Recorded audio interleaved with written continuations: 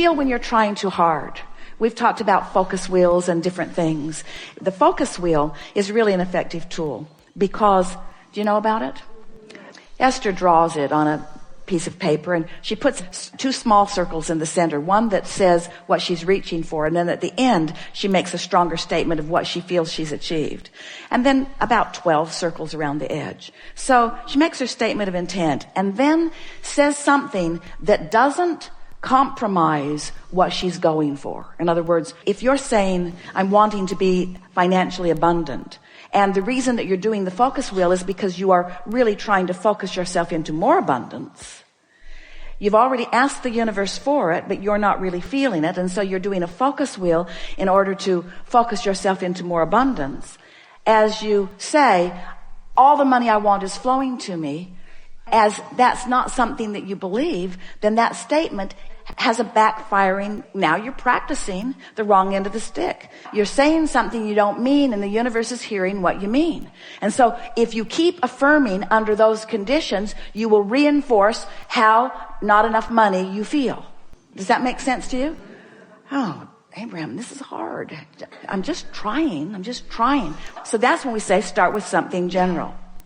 There is all manner of abundance around. Well, if you believe that, then you didn't contradict anything there. So you made a statement that allows you to still float on the high-flying disc or move in the direction of it. Abundance comes in lots of forms. We have abundance of sunshine. We have abundance of water. We have abundance. And don't say things you don't mean. If it's been cloudy for a month, don't say that. If you're in a drought, don't say that either.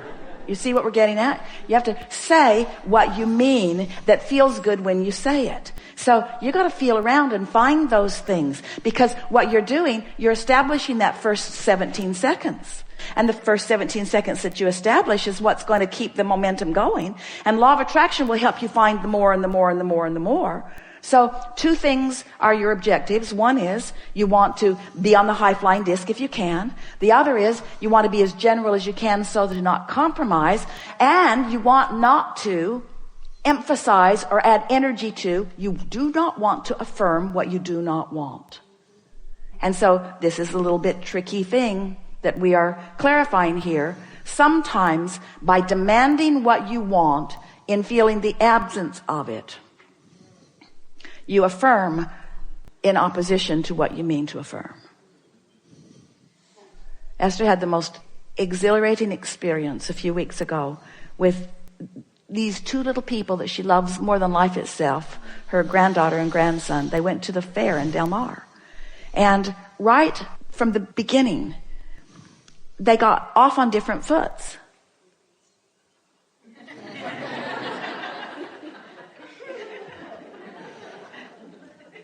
Kate was blissed out, Luke not so much. So the first thing that happened, Kate won on this spinning wheel, something she really, really wanted, because the man let her spin 3 times till she got what she wanted. Luke spun once and got something he didn't want and didn't get offered any more spins. Not fair, is it? Mm-hmm. So then off they went. The little games. Luke plays basketball. He's really, really good at it. But there was a sort of rigged hoop. And Esther couldn't spend enough money to help him get one in. 3 more balls, please. 3 more balls, please. 3 more balls, please. 3 more balls, please. Kate threw it. First time, went in. Freaky. She won a great big Pegasus. So beautiful, pink and white. So as the day progressed, it was like that. Just more of the same.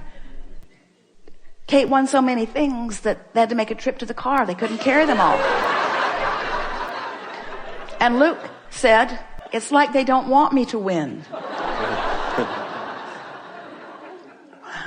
And Esther just observed. She wanted him to change his mood. She so wanted him to feel different than he did. She just wanted to shake him into happiness.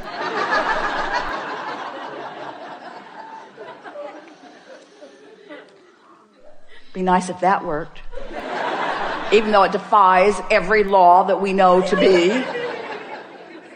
So at the end, they had gone to the fair really because there was the Train concert, and all of them liked Train so much. And stage manager picked Kate from the audience to go on stage with Train.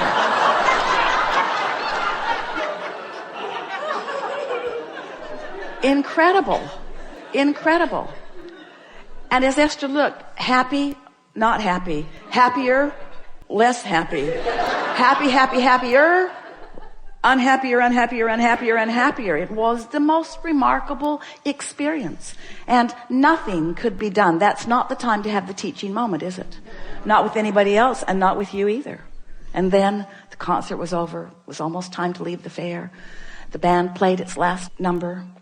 The crowd applauded and applauded and applauded and applauded and applauded and demanded an encore, and out they came again.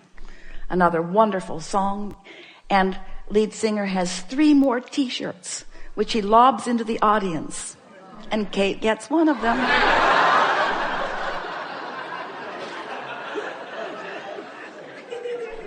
And so, as Esther watched this, because sometimes Kate is Luke, and sometimes Luke is Kate, and sometimes Esther is Kate, and sometimes Esther is Luke. In other words, we do not want Luke to seem synonymous with being out of the vortex, because he isn't out of the vortex. He isn't off his high-flying disc. He just was that day. And everything reflected his mood, and everything reflects your mood too. And so we want you to take one day at a time and to recognize that this is the day, this is the moment that is your point of attraction. And in this moment that is your point of attraction, how you doing? And if you're doing all right, then affirm. If you're not doing all right, then do something about doing all right. And sometimes the best thing that you can do about feeling better than how you're feeling is take a nap. Sometimes that's the best choice. Or take a walk. Don't call that friend that you vent to. Don't vent. Don't verbalize. Don't affirm. Don't affirm with your words. Don't affirm with your mind. Don't affirm with your fist. Don't affirm. Don't affirm unless you're sure you're on the high-flying disc. It is our promise to you. As you know the difference, and you do. And when you're on the high-flying disc, you get more and more specific. And when you're on less than high-flying discs, you become less and less and less specific. In other words, the less specific you are, the sooner that path dries up. The more, first time, the more specific you are, the more you open the valve, you open the pipe. So, open your pipes generally. When you're sure they're open, then talk more about it, give it more airtime, more examples, remember more things. Have you ever opened a pipe just a little bit and every bad thing that ever happened to you flooded into your mind? You got that pipe wide open, didn't you? And all the stuff that you do not want flows into your experience. You ever opened a good feeling pipe? And everything that you want flows into your experience. It seems like a good time to talk about how things move from vibration into tangible. Yeah. Through the pipe. But how does it happen? How does it happen? How does it come? So you're on that vibrational wavelength, wanted or unwanted. Let's say wanted. You're on that vibrational wavelength. You've been there for a little while. So now you've got some momentum going. So more thoughts are beginning to flow to you. Ideas are beginning to flow. Can you accept an idea as a manifestation, as an early manifestation? Oh, here's an even better question. Can you accept an emotion as a manifestation? Ooh, it is, isn't it? So what's an emotion a manifestation of? It's a manifestation, an amplification, a demonstration of your vibration. Your vibration and what? Your vibration and its relationship to its subject. So the stronger the emotion you feel, not good feeling or good feeling, then the more access you have to ideas and future manifestations. You see how it works? So you want to not think about those things that don't feel good, and you want to think about those things that do feel good. But most of all, you want to know the difference, do you? So can you think about a lot of subjects that you've had, or a lot of conversations that you've had with a lot of people about manifestations as you've been sorting them into wanted and unwanted piles? Can you feel the futility of that? Can you feel how often that you were on a not very high-flying disc, and that was the time that you had a teaching moment with someone that you care about? Have you ever got after somebody about something that they didn't just demonstrate more of it to you? It's uncanny. You say, didn't I just tell you that? And they want to say, I don't know what came over me. I just had such a strong impulse to give you more of this thing that I know you do not want. I didn't mean to do it. I was just walking along minding my own business, and I felt inspired to annoy you, and I don't know where it came from. I don't know where it came from. So if you're affirming something that you don't mean and it doesn't feel bad, then keep affirming it, because there are things that you really don't want to do. Esther said, Abraham, I get this high-flying disc. You want me to get on the high-flying disc and then get on the high-flying disc and then take a walk, get on the high-flying disc and then write an email, get on the high-flying disc and then have a conversation with someone I care about, get on the high-flying disc and then. But Abraham, I have stuff I have to do today, whether I'm on the high-flying disc or not. There's just stuff I have to do. And we say, well, we would like you to eventually get over that. We would like you to eventually get to the point that if you're not on the high-flying disc, that you just are unwilling to proceed. And you say, but I probably should go to work. And we say, then get on the high-flying disc. And you say, but I have to go tomorrow. I don't think there's enough time for me to get on the high-flying disc about that. And so we know that there are things that you have to do, that there are things that you are committed to, that there are action things that you have momentum about. But it is our promise to you that as every chance you get on the high-flying disc. It won't be long.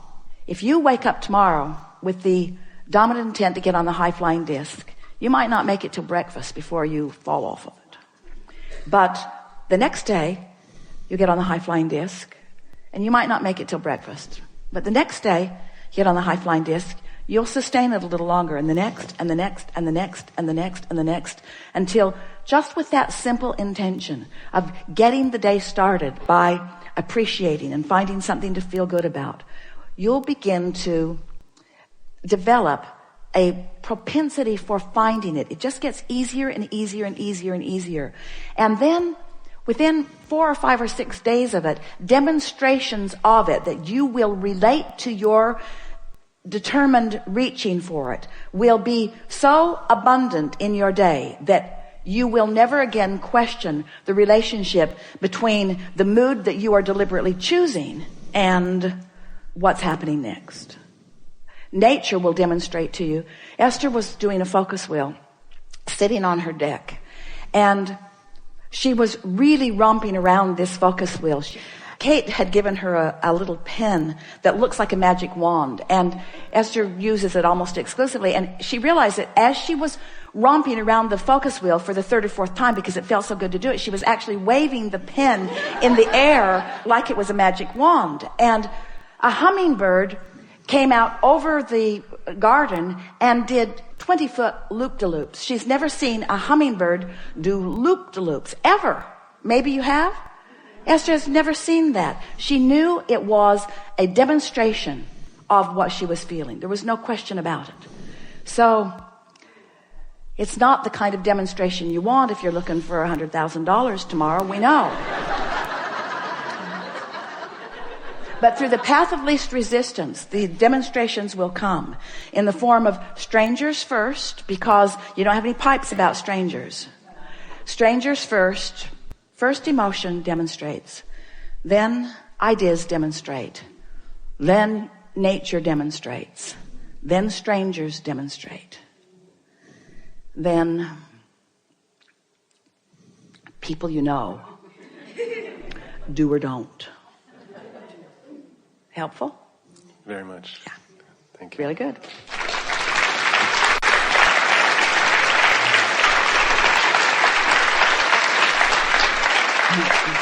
We're going to take a segment of refreshment, but we just want to recap something here. You get the sense of momentum, yes? And now are you understanding the idea of momentum with vibration? And does it make sense to you that when you think a thought, and hold that thought for as little as 17 seconds, then another thought like it joins it. Can you